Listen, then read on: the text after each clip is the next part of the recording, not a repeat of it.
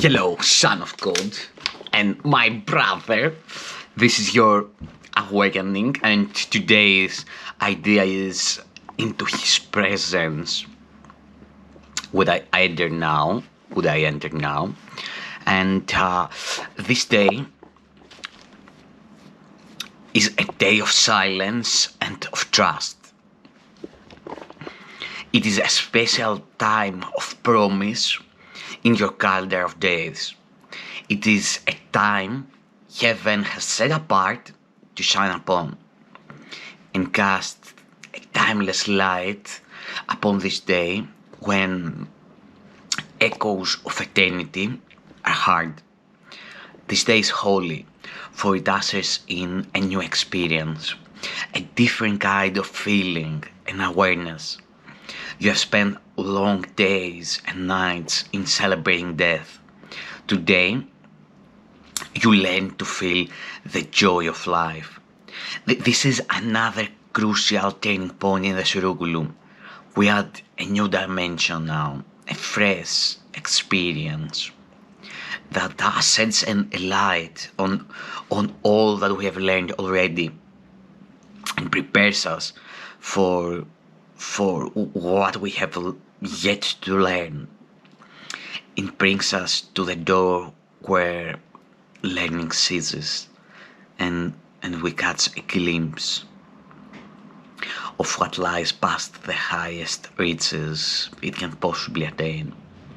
It leaves us here in an instant and we go beyond it, sure of our direction and our only goal. Today it will be given you to feel a touch of heaven. Though you will turn in paths of learning, yet you have come far enough along the way to alter time sufficiently to rise above its laws and walk into eternity a while.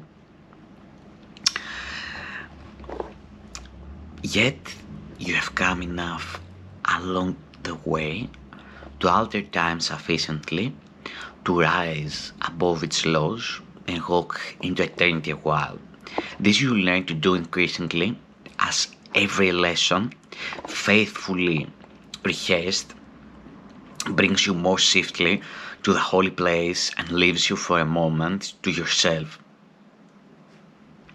He will direct your practicing today, for what you ask for now is what He wills. And having joined your will with His this day, what you are asking must be given you. What you are asking must be given you.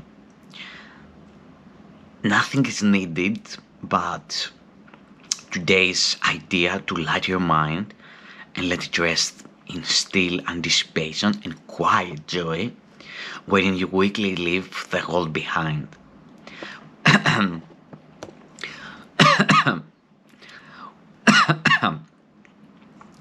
From this day forth, your ministry takes on a genuine devotion and a glow that travels from your fingertips to those you touch and places those you look upon.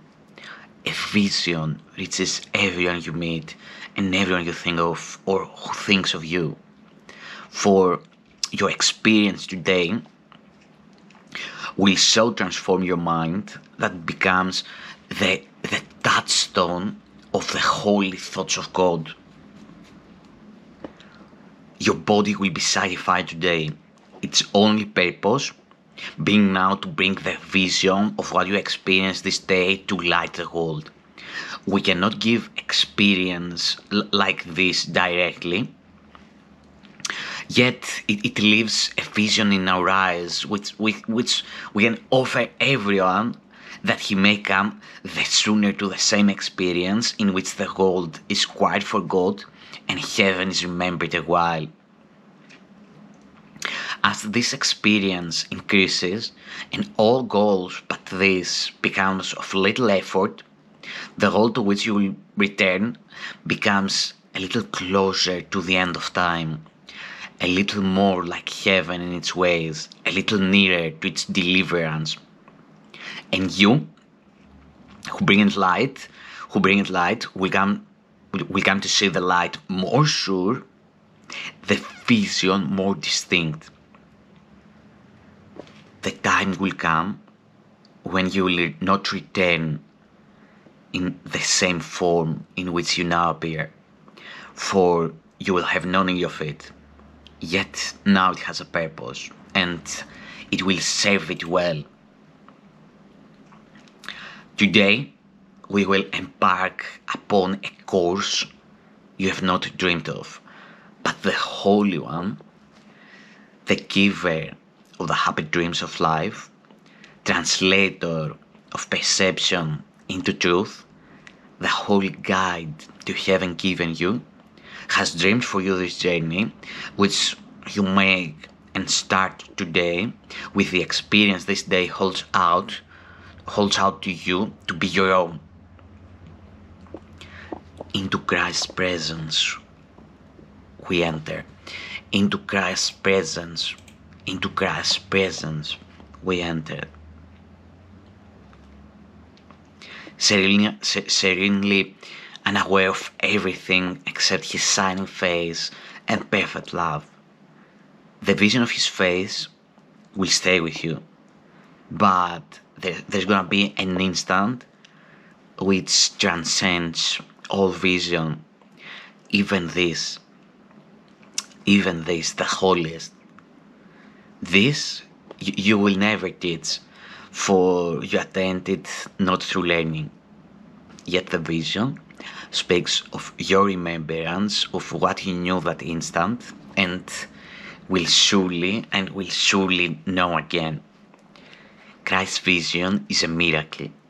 It comes from far beyond itself, for it reflects eternal love and the birth of love which never dies, but has been kept obscure. Christ's vision pictures heaven, for it sees a world so like to heaven that what God created perfect can be mirrored there. The darkened glass the world presents can show but twisted images in broken parts. The real world pictures heaven's innocence. Christ's vision has one law. It does not look upon a body and mistake it from the Son whom God created. It beholds a light beyond the body, an idea beyond what can be touched, a purity undimmed by errors, pitiful mistakes, and fearful thoughts of guilt from dreams of sin.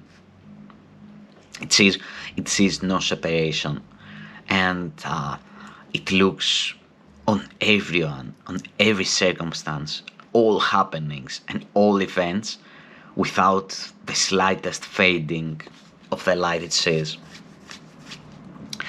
This can be taught, and must be taught by all who would achieve it.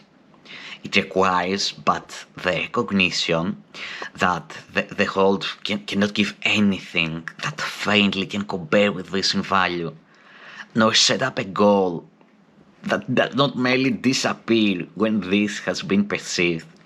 And this you give today, and this you give today. See no one as a body. Greet him as the Son of God he is, acknowledging that he is one with you in holiness. Thus are his sins forgiven him, for Christ has vision that has the power to overlook them all. In his forgiveness they are gone. Unseen by one, they merely disappear, because a vision of the holiness that lies beyond them comes to take their place.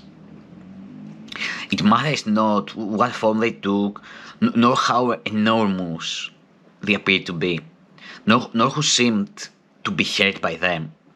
They are no more, and all effects they seem to have are gone with them, undone and never to be done, undone and never to be done. Christ's vision is the miracle in which all miracles are born.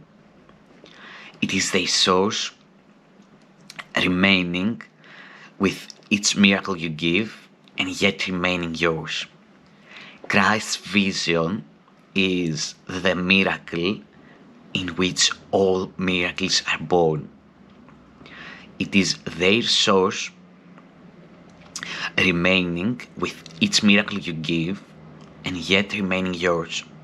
It is the bond by which the giver and receiver are united in extension here on earth.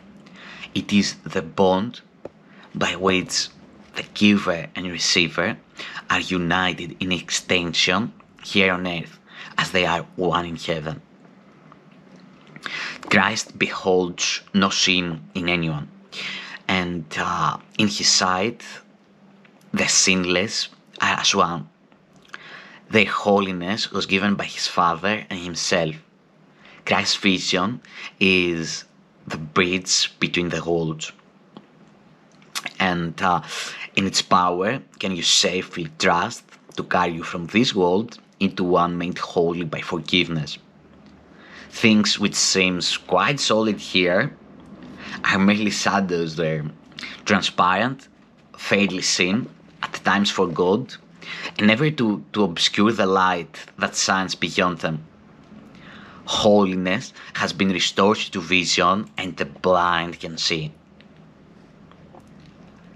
The world fades easily away before his sight. Its sounds grow dim, and melody from far beyond the world increasingly is more and more distinct. An ancient call to which he gives an ancient answer. You will recognize them both, for they are but your answer to your Father's call to you. You will recognize them both, for they are but your answer to your Father's call to you. Christ answers for you, echoing yourself, using your voice to give his glad consent, accepting your deliverance for you. Christ answers for you, echoing yourself, using your voice to give his glad consent, accepting your deliverance for you.